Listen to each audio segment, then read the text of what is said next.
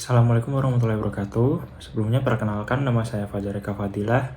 Saya dari Sistem Informasi dengan nomor induk mahasiswa 056366948. Di sini saya akan mempresentasikan hasil kerja saya untuk tugas 1 matkul algoritma dan pemrograman.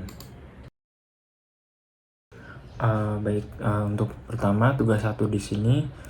Yang pertama, membuat rangkuman yang bahan materinya dari internet tentang algoritma dan dunia pemrograman komputer dengan ketentuan spasi 1,5 pada Microsoft Word dengan daftar pustaka minimal 5. Kemudian sejarah Java dan perkembangannya sampai saat ini dengan mencari referensi di internet berkaitan dengan pemrograman Java, software-software yang dibuat dengan bahasa pemrograman Java minimal 2. Lalu yang kedua adalah membuat algoritma dalam bentuk flowchart dan pseudocode kasus seperti berikut. Berikut ini adalah hasil pekerjaan saya.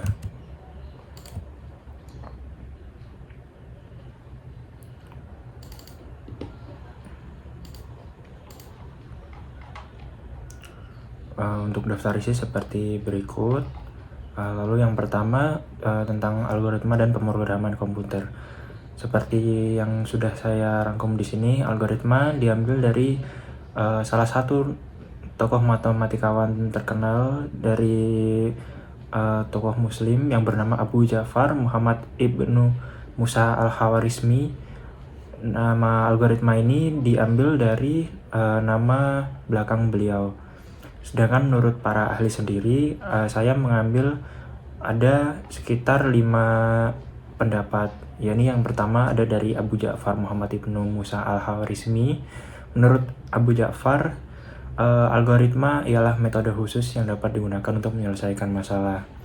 Hal ini ia sebutkan pada bukunya berjudul Al-Jabr wa Al-Muqablah yang terbit sekitar tahun 825 Masehi. Berkat karya beliau menjadikan titik awal algoritma menjadi populer di kalangan ilmuwan di masa setelahnya hingga saat ini. Kemudian saya juga mengambil beberapa pendapat ahli seperti dari Marvin Minsky, Goodman Naimi, Donald Ervin Knuth, dan yang terakhir David Bolton. Dari kelima pendapat ahli tadi, saya menemui kesimpulan yakni algoritma adalah suatu prosedur atau cara yang terstruktur yang ditunjukkan sebagai metode penyelesaian masalah atau persoalan yang ada. Algoritma sendiri memiliki beberapa fungsi, diantaranya yang pertama membantu mencari solusi dari suatu masalah yang ditemui, lalu meminimalkan adanya penulisan program secara berulang, kemudian mempermudah dalam pembuatan sebuah program. Lalu yang terakhir, apabila ditemukan masalah, dapat mempermudah menemukan akarnya karena bentuknya yang terstruktur dan jelas. Kemudian yang kedua tentang dunia pemrograman, di sini membahas tentang perkembangan dunia pemrograman, di mana bahasa pemrograman ini sendiri udah jauh melesat dibandingkan pada generasi pertama, yakni dari Antikythera dari Yunani kuno yang merupakan yang berbentuk kalkulator dengan beberapa tuas dan konfigurasi untuk pengoperasiannya. Pada zaman kejayaan Islam, sekitar tahun 1200-an, seorang ilmuwan muslim, Ismail al-Jazari, membangun sebuah robot burung merak menggunakan aliran air atau hydropower yang kemudian diberi nama automata. Cikal bakal bahasa pemrograman ini sendiri pertama kali muncul pada tahun 1822 oleh Charles Babbage dengan mesin ciptaannya Difference Engine yang hanya dapat mengeluarkan satu jenis output, yang kemudian ia kembangkan pada tahun 1849 dengan kemudian dapat menghasilkan 2 output, dan dilanjutkan oleh anaknya Henry Provost dengan membagi salinan dari perhitungan algoritma mesinnya itu ke institusi dunia. Jadi dia lebih terbuka dengan ilmuwan-ilmuwan yang lain. Akhirnya pada tahun 1854 seorang ilmuwan George Boole menemukan sistem logika yang bisa menyatakan hubungan besar kecil, sama dengan, dan tidak sama dengan yang kemudian diberi nama logika Boole. Dalam dunia pemrograman modern, pemrograman dan algoritma tidak dapat dipisahkan.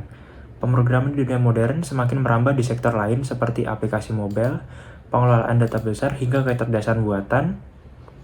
Dan seperti yang kita ketahui sekarang, lebih yang terkenal itu AI ya, atau Artificial Intelligence, di mana prinsip utamanya berkutat pada data yang ada. Hal ini memungkinkan AI belajar dan berkembang melalui exposure data dalam jumlah besar dengan identifikasi pola dan hubungan manusia. Dalam proses pembelajaran AI, tidak lepas dari peran algoritma di dalamnya. Algoritma sendiri dalam hal ini sebagai aturan atau petunjuk panduan ketika AI bekerja membuat prediksi dalam data berlabel ataupun tidak berlabel, ketika melakukan prediksi maupun membuat kategori dari informasi yang ada. Kemudian sejarah Java dan perkembangannya. Yang pertama, apa sih itu Java? Java merupakan salah satu bahasa pemrograman berorientasi objek. Pertama kali dicetuskan oleh James Gosling dari Sun Microsystems pada tahun 1995 atau saat ini bernama Oracle. Bahasa pemrograman ini sendiri dirancang agar menjadi sebuah platform independen yang menjadikan pengembang menulis kode sekali agar dapat dijalankan di berbagai jenis sistem operasi dengan Java Virtual Machine atau disingkat dengan JVM. Bahasa pemrograman ini memiliki beberapa kelebihan dan kekurangan. Berikut beberapa kelebihan Java antara lain. Yang pertama, dapat membuat aplikasi menjadi lebih fleksibel, lalu berorientasi pada objek, kemudian memiliki library yang lengkap, lalu menjadi platform independen dengan keamanan kinerja, serta komunitas dan ekosistem yang besar, dan lain-lain. Sebaliknya, Java juga memiliki beberapa kekurangan di antara bahasa pemrograman yang lain. Yang pertama yaitu pada graphical user interface-nya atau kita bisa singkat GUI yang kurang menarik. Kemudian membutuhkan memori yang banyak. Yang ketiga, sintaks yang panjang dan kompleks. Lalu mudahnya didekompalisasi atau mengembalikan kode ke pengaturan awal.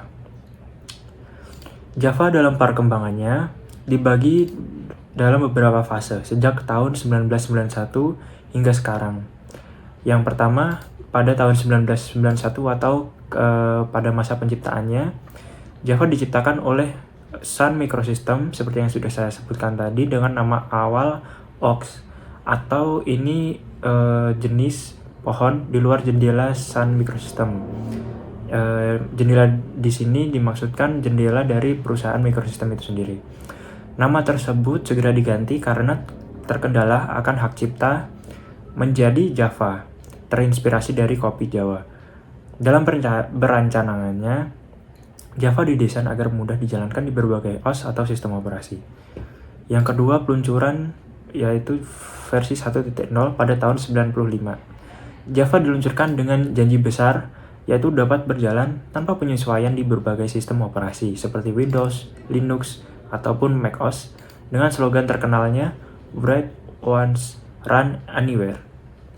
Kemudian dominasi Java sendiri pada platform web di tahun 2000-an. Teknologi JEE atau Java Enterprise Edition memberi solusi aplikasi berbasis web untuk berjalan dan mendukung transaksi bisnis besar diiringi framework seperti Spring dan Hibernate menjadi faktor utama mengapa Java pada zaman ini dipilih sebagai pion utama dalam pengembang aplikasi web dan server side. Lalu, akuisisi Oracle pada tahun 2004 hingga 2006. Akuisisi oleh Oracle membuat Java berfokus dalam peningkatan kinerja, keamanan, pengelolaan, dan memastikan agar Java menjadi pilihan utama sebagai platform pengembangan aplikasi berskala besar. Yang kemudian untuk yang versi terbarunya, Java dengan versi terbaru memiliki beberapa versi dengan peningkatan kinerja dan penambahan fitur baru seperti berikut. Java 8 pada 2014 memiliki tambahan fitur yaitu Lambda Expression dan Steam API untuk penulisan kode yang lebih efisien dan fungsional. Java 9 pada tahun 2017 membawa modul sistem yang mempermudah pada pengelolaan aplikasi besar dan pemeliharaan modul-modul. Lalu Java 17 pada tahun 2021 membawa versi LTS atau Long Term Support yang membawa peningkatan, utamanya pada kinerja dan stabilitas dibarengi shield, class, dan pattern matching untuk pengolahan data. Berikut ini adalah software-software berbasis data, berbasis Java. Berikut ini adalah software-software berbasis Java. Dalam perkembangannya, Java menghasilkan beberapa software yang berbasis bahasa pemrograman. Di antara lain, untuk aplikasi seluler ini sendiri, yakni smartphone atau tablet, ada beberapa contoh seperti Netflix, Spotify, Twitter, Google Earth, dan lain-lain. Yang kedua ada aplikasi GUI desktop. Ketersediaan pustaka API yang responsif, swing, umpan balik visual, dan tampilan instan membuat Java sebagai pilihan utama dan ideal untuk aplikasi GUI desktop. Contohnya, yang pertama adalah Adobe Acrobat Reader. Yang ketiga ada aplikasi berbasis web. Dengan kemampuan berinteraksi secara dinamis dengan antarmuka berbagai sistem memungkinkan pengembangan aplikasi web. Selain itu, adanya API yang luas, IDE yang unggul, alat yang dapat digunakan kembali, serta fitur keamanan menjadi poin penting terpilihnya Java untuk aplikasi berbasis web. Contohnya seperti Amazon, Wayfair, dan lain-lain. Berikut ini adalah soal tugas. Yang pertama buat algoritma dalam bentuk flowchart dengan contoh kasus seperti berikut ini. Dari contoh kasus ini saya dengan bantuan aplikasi ketiga, saya buat flowchart dengan bentuk demikian. Yang pertama kita mulai dari main. Main sendiri bisa diartikan ketika program dimulai. Lalu kita masukkan declare dengan jenis data string golongan karyawan. Lalu integer dengan jenis data integer dengan jumlah lembur, gaji golongan, dan gaji lembur. Hal ini untuk mengidentifikasi di proses selanjutnya. Kemudian saya tambahkan output, masukkan golongan karyawan agar ketika ini sebelum dilakukan input muncul notifikasi masukkan golongan karyawan. Nantinya kita akan lihat ketika program dijalankan. Lalu saya berikan perintah untuk flowchart input dengan yang mengarah ke golongan karyawan tadi, seperti yang sudah di input pada string golongan karyawan yang ini. Kemudian dari golongan karyawan ini sendiri, saya masukkan logika if atau decision, yang mana bila bernilai benar, maka gaji golongan bernilai 5 juta rupiah sesuai dengan ketentuan yang ada di sini. B 6.500.000 dan C 9.500.000. Bisa kita lihat dimana kalau logika yang pertama ini salah, maka akan menghasilkan logika lagi atau bisa disebut dengan if else. If else yang kedua, apabila golongan karyawan B, maka jika menghasilkan keadaan benar akan memuat keluaran gaji golongan sebesar 6.500.000. Apabila salah atau bisa disebut if else, maka akan menghasilkan logika yang ketiga, golongan karyawan sama dengan C. Apabila bernilai benar, maka akan menghasilkan golongan karyawan sama dengan 9.500.000. Apabila salah, karena ini hanya sampai C, maka gaji golongannya sama dengan 0. Dari ketiga if atau decision ini tadi menghasilkan output akhir, di mana saya menambahkan output masukkan jam lembur untuk menampilkan notifikasi agar user memasukkan jam lemburnya sebelum user memasukkan jam lemburnya. Lalu di sini saya tambahkan input jumlah jam lembur untuk membaca data ketika user menambahkan jam lembur. Lalu di sini saya tambahkan decision lagi untuk jam lembur sama dengan 1, maka gaji lembur sama dengan 0,3% dikalikan gaji golongan yang sudah kita dapat dari decision ini tadi. Apabila benar, maka akan bernilai seperti berikut. Apabila salah, maka akan menghasilkan decision yang kedua, yakni gaji lembur dikali 0,32%. Apabila salah lagi, berlanjut ke jumlah lembur yang ketiga, gaji lembur sama dengan 0,34%. Apabila salah lagi, maka akan menghasilkan decision yang keempat, jumlah lembur sama dengan gaji lembur sama dengan 0,36 atau 36% dikali gaji golongan. Apabila keempat decision ini salah, maka menghasilkan decision akhir, jumlah lembur lebih dari sama dengan 5, maka gaji lembur akan dikalikan 38% dengan gaji golongan. Dan apabila decision ini masih menemukan kesalahan, maka gaji lembur sama dengan 0. Kemudian dari ke 1, 2, 3, 4, 5 logika ini tadi atau decision ini tadi menghasilkan output di sini yang akan menampilkan gaji golongan karyawan. Gaji golongan karyawan didapat dari decision yang pertama ini tadi. Kemudian output gaji lembur, di mana output gaji lembur akan ditemukan dari decision ini tadi. Yang terakhir, total gaji sama dengan dan gaji lembur plus gaji golongan, di mana total gaji ini sendiri didapat dari decision golongan karyawan, gaji dari golongan karyawan ditambah dengan jumlah lembur. Berikut ini adalah hasil ketika flowchart ini sendiri dijalankan.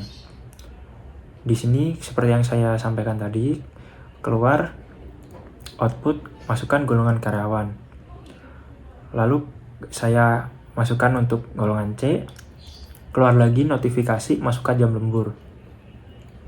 Saya masukkan angka 4 atau jumlah lemburnya 4, dan terakhir muncul output terakhir yakni gaji golongan karyawan, gaji lembur karyawan, serta total gaji dari gaji golongan karyawan ditambah gaji lembur karyawan.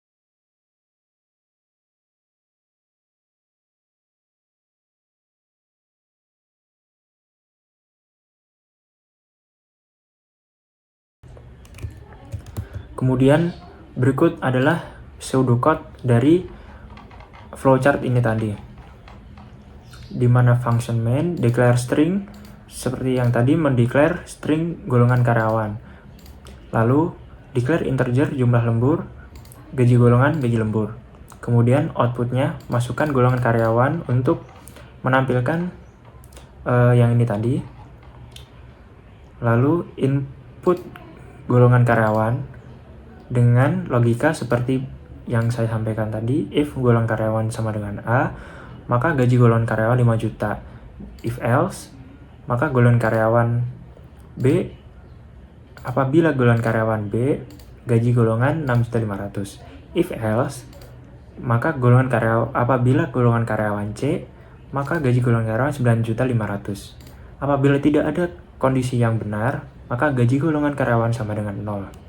Kemudian saya tambahkan di sini output masukkan jam lembur untuk menampilkan notifikasi seperti yang tadi, di mana kemudian saya masukkan untuk input jumlah lembur agar user dapat menginput jumlah lemburnya. Lalu dengan logika kembali, if jum lembur sama dengan 1, maka gaji lembur didapat dari 0,3 dikali gaji golongan. If else, jumlah lembur sama dengan 2, maka gaji lembur dikali 0,32 gaji golongan. Kemudian if else jumlah lembur sama dengan 3, maka gaji lembur dikalikan 0,34 dikali gaji golongan. If else lagi, apabila jumlah lembur sama dengan 4, maka gaji lembur sama dengan 0,36 dikali gaji golongan. If else, jumlah lembur lebih dari sama dengan 5, maka gaji lembur dikali 0,38 dengan gaji golongan. Jika kelima logika ini tadi tidak ada yang betul, maka if else assign gaji lembur sama dengan 0. Kemudian kita masukkan lagi output untuk menampilkan gaji golongan karyawan, gaji lembur karyawan, dan total gaji yaitu gaji lembur ditambah gaji golongan. Kemudian N. Di sini juga saya tampilkan beberapa daftar pustaka di mana sebagai sumber ketika saya mengerjakan tugas yang berikut ini.